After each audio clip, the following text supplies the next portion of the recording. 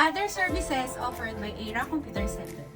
Sa aming physical store po ay nag-o-offer din kami mag-repair ng mga piso Wi-Fi, computer, piso net timer, car wash timer, kahit hindi po sa amin galing yung unit.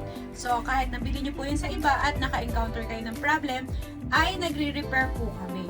So mura lang po yung ating mga parts na available at mura lang din po yung ating labor cost. Para naman po sa mga customers na bumili sa amin ng unit, is kapag beyond warranty na po yung unit nyo, ay pwede pa rin po kayong magpa-repair sa amin.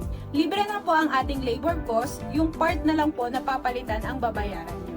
Sa ngayon po ay wala pa po kaming home service, kailangan nyo pong dalhin sa aming physical store po yung unit na ipapa-repair nyo.